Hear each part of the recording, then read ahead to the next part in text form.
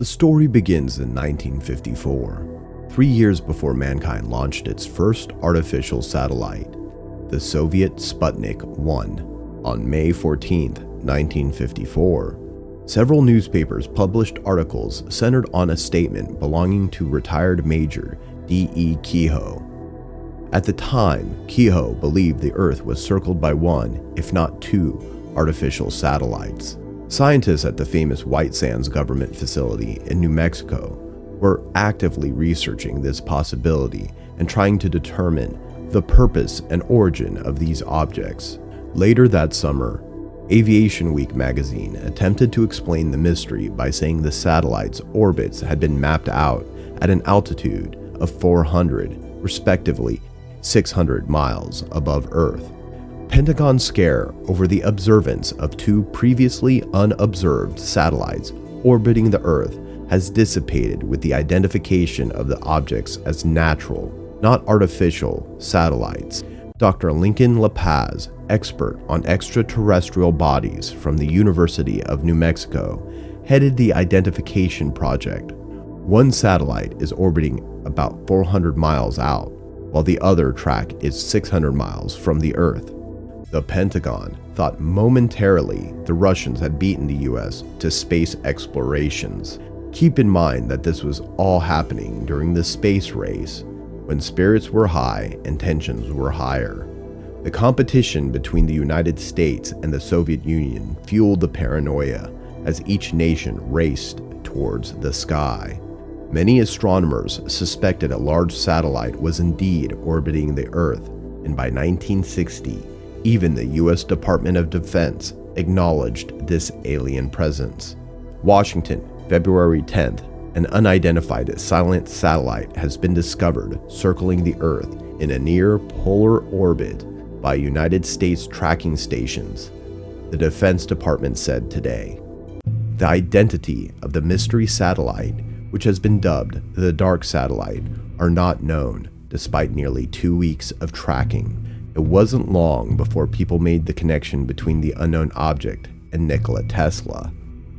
In 1899, he had detected a repeating radio signal and believed it originated in outer space. The enigma surrounding the black satellite was deepened by its strange behavior. Virtually all the artificial satellites had been launched on west to east orbits, following our planet's natural rotation, while this one circled Earth on a polar orbit, from north to south. Interestingly enough, polar orbits are employed by modern observational satellites that carry out mapping missions. So was the Black Knight satellite an observational unit? If so, who put it there? Some astronomers who claimed to have observed it said the object would disappear, only to reappear in a different place, traveling along a different orbit. They also reported it was moving twice as fast as any other known satellite. The Black Knight is often mentioned in conjunction with astronaut Gordon Cooper's historic flight. In 1963, on the last day of his 22 days spent in orbit, Cooper radioed Mu-Che tracking station in Australia, telling them that he was able to see a glowing green object rapidly approaching his capsule. Although his sighting had received live coverage by the National Broadcasting Company, reporters were forbidden to question him upon his return to Earth. Although Major Cooper was a stern believer in aliens and their presence here on Earth, there is no link between his sighting and the Black Knight. An interesting yet unverified aspect is the alleged decoding of the radio message the satellite is said to broadcast. As the story goes, ham radio operators who picked up the alien transmission managed to interpret it as a star map that pointed to Epsilon Boötis, a star in the Boötis constellation, located at a distance of 52 light-years from Earth. Interestingly enough, in Babylonian mythology, the Boötis constellation was depicted as the god Enlil, the chief divinity among the Anunnaki on Earth. Almost every article on the Black Knight satellite mentions its age of 13,000 years, without referencing the origin of this claim. In 1973, Scottish astronomer and science fiction writer Duncan Lunnan said he had succeeded in decoding the message caught by two Norwegian physicists in the 1920s.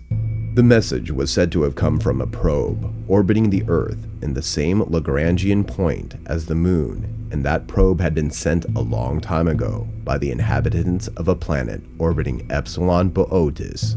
The message read, "Start here. Our home is Epsilon Boötis, which is a double star.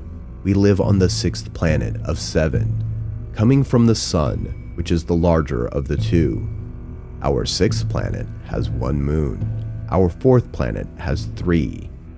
Our first and third planets each have 1. Our probe is in the position of Arcturus, known in our maps. The star Arcturus was pictured in the deciphered star map in the position it occupied 13,000 years ago, hence the supposed age of the Black Knight.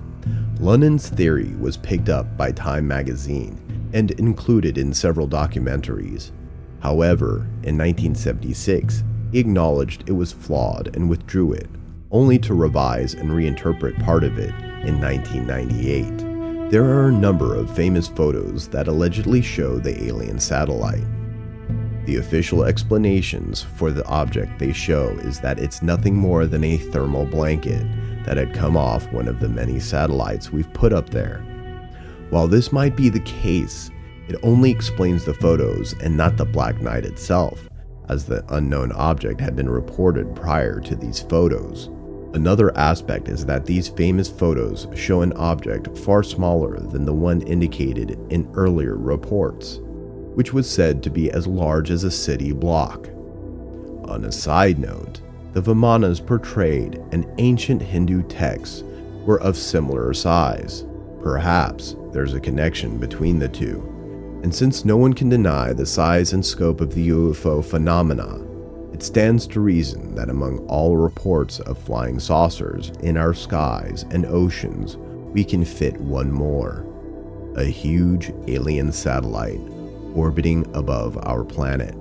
Like with most things related to the unexplained, there is an aura of misinformation surrounding the Black Knight satellite. Keep in mind, this is the internet, the place where things come to get blown out of proportion. One last thing before you go. In medieval times, a Black Knight was one who had no allegiance or opted to hide it by covering his colors and emblems, effectively stating that he served no lord. Quite a fitting name for an enigmatic alien watcher, isn't it? If you enjoy this video and want to see more like it, please consider subscribing to us and hitting the like button.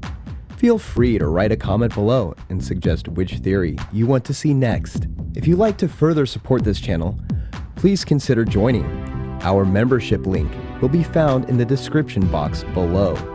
We appreciate your support, and as always, thanks for watching.